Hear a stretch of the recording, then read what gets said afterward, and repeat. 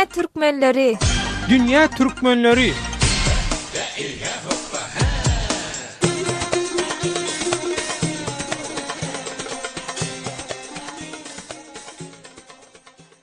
Mehmanda onlar Azatlyk Radiosynyň Dünya Türkmenleri gepleşiginiň bugünkü temasy daşary ýurtlarda işleýänleriň saglygy. Gepleşigi Türkiýeden taýýarlap hem alyp barýan Döwlet Baýhan. Gepleşigimizi Azatlyk Radiosynyň Facebook sosial ulgamdaky Azatlyk Radiosu adly sahypasyna we azathabarnokot.org internet sahypasyndaky daşary ýurtlarda işleýänleriň saglygy diýen forumlara dinleýijilerimizin ýazan tesbirleri esasynda alyp barýar.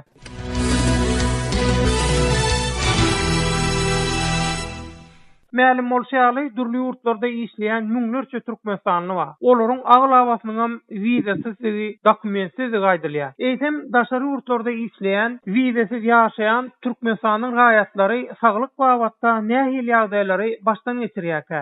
Wizasiz, ruhsatsız, ýagny gaçak ýagdaýda işleýänler ýa-da ýaşaýanlar saglyk hyzmatlaryna näil peýdalanyp bilýärkä? Daşary ýurtlarda işleýän türkmenstanyň gaýatlary öz saglygyna nähili seretdirip bilýärkä?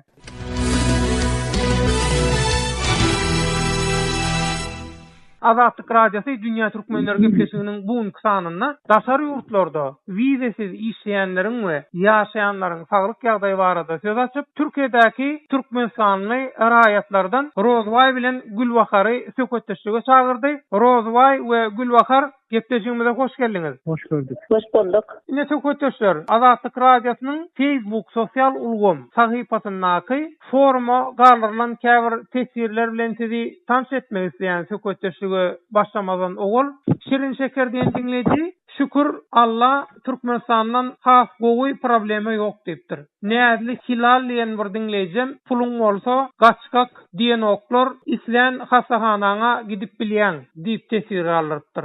Beýmurat Türkmen Murat diýen dinleýijim aýal gyýyl maşgala bolsaň aňsat erkeklere kynrak gelýär diýipdir. Bibi Ertokowa diýen dinleýijim Azatlyk Radiosu adly Facebook ulgamdaky forma galyran tesbirini diňe puluň bolsun ýeterlik. Puluň bolsa sen hemme zady oňordorsun, onu alada etmelär. Türkmenistanda adalat ýok. Adalat pullur, şonu ýatdan çykarmaň. Biziň Türkmenistan adam ýaly bolsa biz bu ýerlere gelmez diýip tesbir galypdyr. Hawa söhbetleşer, ina tesbirler dinlediňiz. Ilki bilen onu Gülbahardan başlaýly. Gülbahar, ina daşary ýurtda ýaşap ýördiňiz.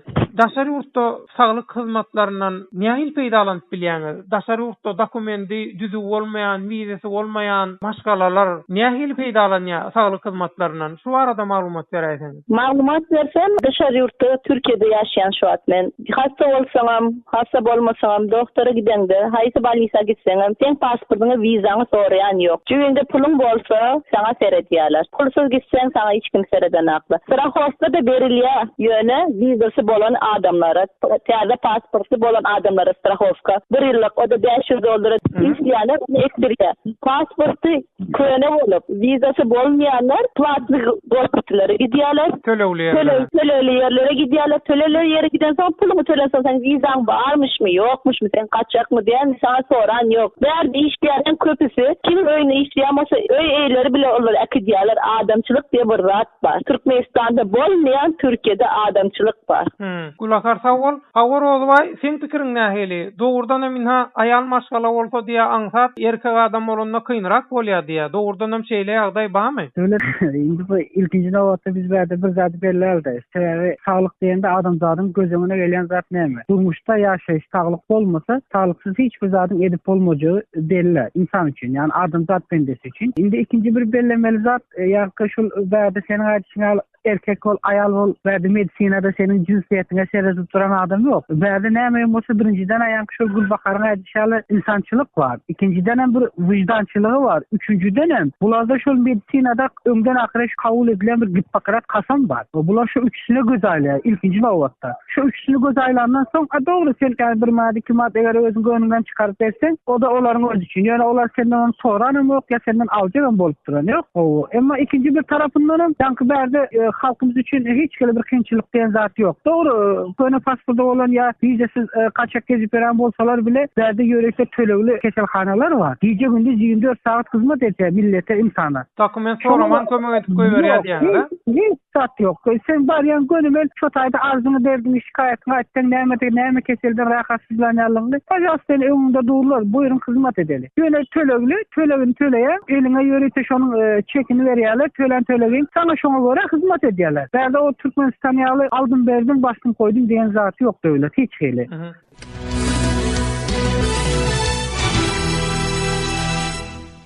Hormatly radio dinleyijiler, Azatlyk Radiosynyň Dünýä Türkmenleri gepleşigini dinleýärsiňiz. Bugünkü gepleşigimiziň temasy daşary ýurtlarda işleýänleriň saglygy. Gepleşigimizi Azatlyk Radiosynyň Facebook sosial ulgamdaky Azatlyk Radiosy adly sahypasynda we azathabar.org internet sahypasyndaky daşary ýurtlarda işleýänleriň saglygy diýen forumlara dinleyijilerimiziň ýazan tesirleri esasında alyp barýar. Bugünkü söhbetdeşlerimiz Türkiýedäki türkmensanly raýatlardan Rozbay bilen Gülbahar dağlar söhbetimize dowam edýär. Ina söhbetdeşler Azatlyk Radiosynyň azathabar.org internet sahypasynda daşary ýurtda işleýänleriň saglygy temaly açylan foruma tesir gallaran käbir dinleyijilerimizin garaýşlary bilen sizi tanış etmek isleýän Muhammed Mardiýen dinleýiji ýurdun içinde nä gogudur diýip tesir gallarypdyr. Inni onu şu taýda söhbetdeşler Gülbahar Rozbay ine aýtdyňyz problema ýok. Daşary ýurtlarda işleýänler, ýaşaýanlar üçin dokumenty bolsun, bolmasyn, wizasy bolsun, bolmasyn, saglyk ýagdaýy barada problema ýok diýdiňiz. Ondan ha şu tesirlerden uğralyp Türkmenistan bilen deňeşdirsek, öňürtü Rozbay senden başlaly. Türkmenistan bilen deňeşdirsek nähili tejribeler bar? Nähili ýagdaýlara şaýat bolduňyz?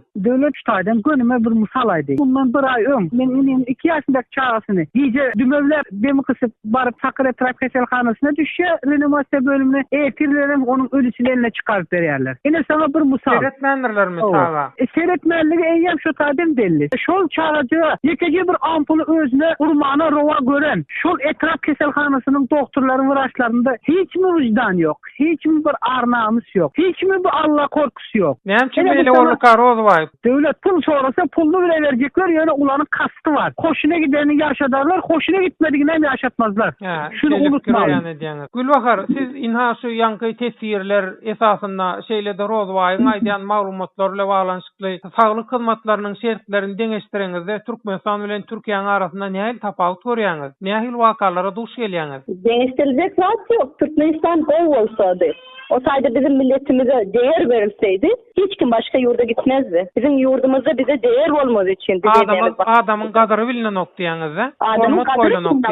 Adam yerine koyulana. Pul var mı? Görevin var mı? Ulu yerde işleyen sonra sen adam koyalı. İşten ayrılan günü uca sen adam hatalından çıkaryalı. Hiç kime seyretmem gerekiyor. Ben dışarı yurtta yaşayan. Özüm, bağrım ağrıyor. Ben diyabet hastası. Şekerim var. 4 yıl boyunca Türkiye'de karaciğerim, bağrımın ile arsa alındı. Atiraçlarla $4,000 ettirdik. Sen neyem için geldin? Niren ağrıyor? Neyem için? Hiç hasta oran yok sana. Sana doktora gideceğim, pulunu söyleyeceğim. Seni görüyorlar. Ağrıyan yerin, senin analizini istiyorlar. Gideceğim, uzini ettireyim. Son sana neyem edilecek olsa şuna şu pula edilyenler şu diyorlar. Sen kabul edersin. Ettirirsin, kabul etmezsen ettirmezsin. Derdi Türkiye'de bütün sağlıklar öyle gideceğim. Ettireyim. Sana vizanım soran yok, edenem yok. Bizim yurdumuza sana adam bir soran yüzüne bakan yok. Ben çağam doğdu. 1 yıl bundan verdi. 10 gün reanimasyon yaptı kızım. Şu an 1 yaşında. Hudaya şükür. $5,000 biz pul söyledik reanimasyon. Çağam elimde hudaya şükür. Türkmenistan'da ne yapacaktılar? 8 aylık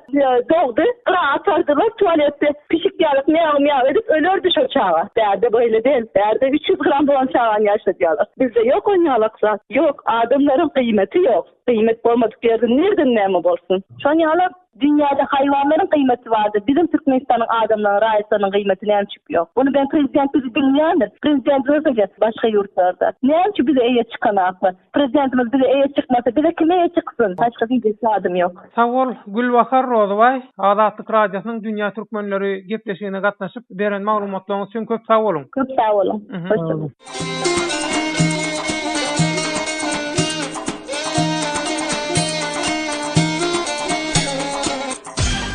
Dünýä Türkmenleri. Dünýä Türkmenleri.